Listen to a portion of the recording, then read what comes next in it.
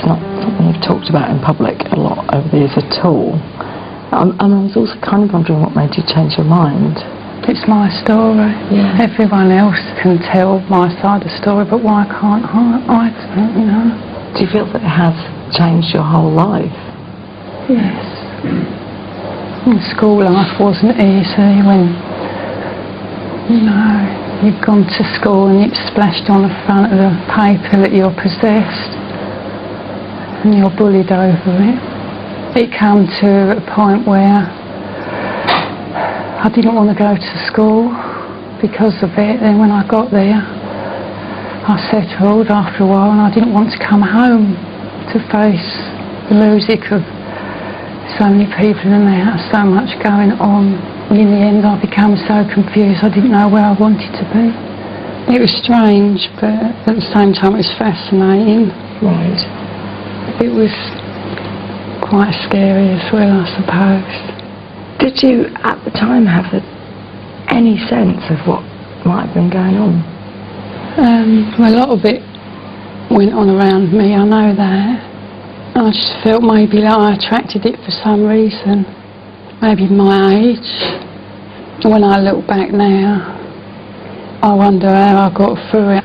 Some of the other incidents, levitation. Were you conscious of that happening? Because I've heard what witnesses have said. How does it feel for you? Strange, very strange. And frightening at the same time. When you didn't know where you were going to land always. So you'd be aware that you'd, what, floated up? Floated, and sometimes it felt like a force. Like being thrown on?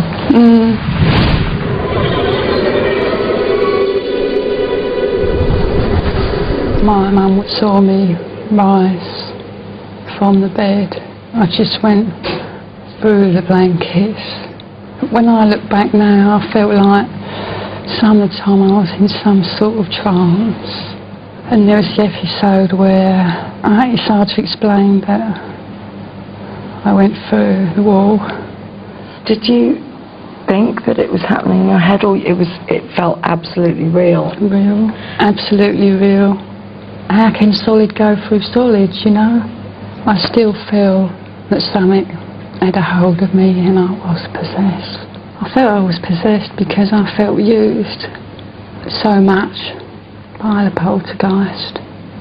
But what else would you call it when things like this were happening? You didn't feel in control. And then there was the voices. I'm happy to be now. I come to it now, right now. Physically it didn't feel like I was speaking at all. It did feel like it was coming from around me, but within me in some way, like it was used in me. It was very embarrassing a lot of the time because of the foul language that was used. As I see it now, something was taking me over. But why me? Why was I the centre of it all?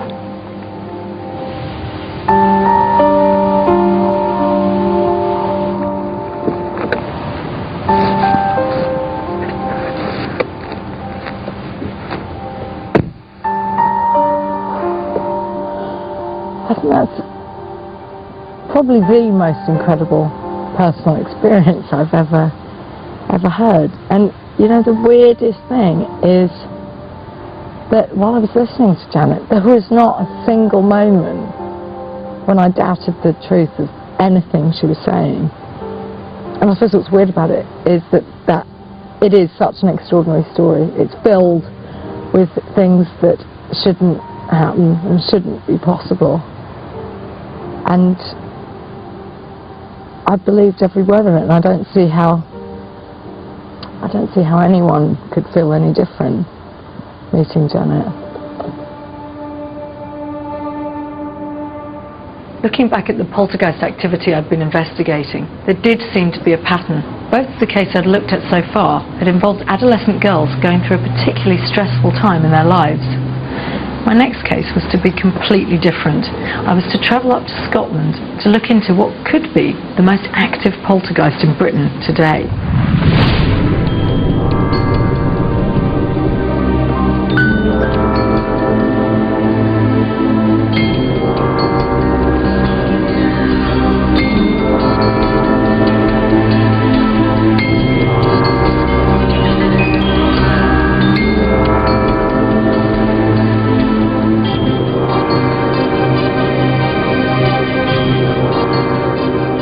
Every night for years, guides have led groups through Edinburgh's streets, scaring them with ghost stories associated with the town's history.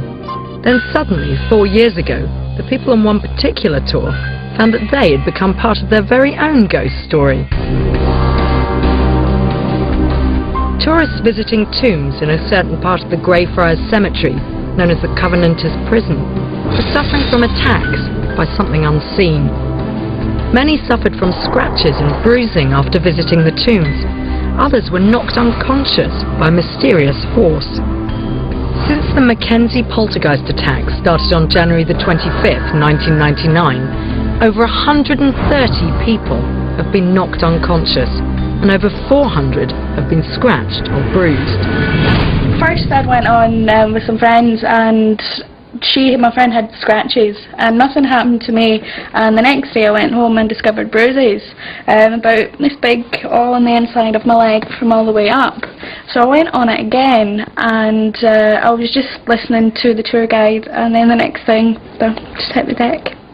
You just collapsed? Just went down, and I remember getting sort of carried half out of the tomb. I remember everybody laughing, and then everything it was like someone pressed a switch and I went black, and the next thing I know, I sort of woke up outside on the ground with everybody looking out and saying, "Are you okay, are you okay?" It's really hard to describe, and I still struggle to describe, but it was like I got hit to the head, but it was from inside my head, sort of like a whack, and I just heard this voice saying, "Get out," yelling, "Get out," and I don't know if it was me in my mind or what it was, but I just heard this voice and I just bolted, and I was really scared. It felt really evil. And it wasn't until the next day when I woke up and I had 2 scratches about that long right in the middle of my back, so I couldn't actually get to them, but that just made me feel sick because they looked like fingernail scratches. They just looked like they were quite raised and sore.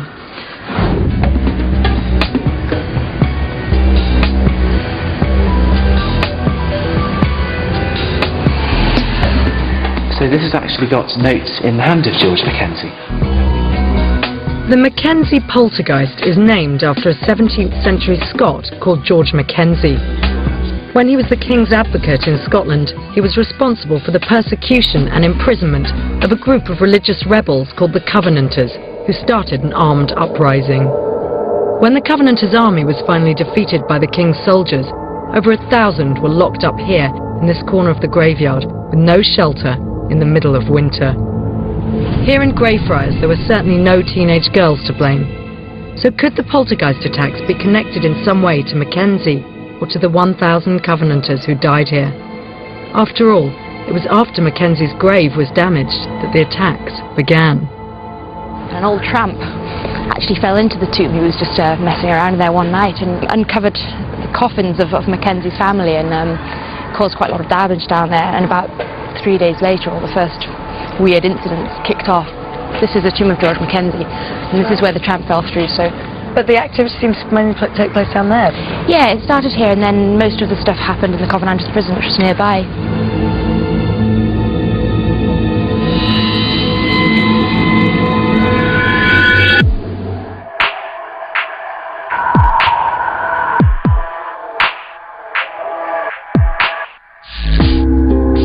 In spite, or perhaps because of, the frequency of the attacks, the ghost tours are very popular.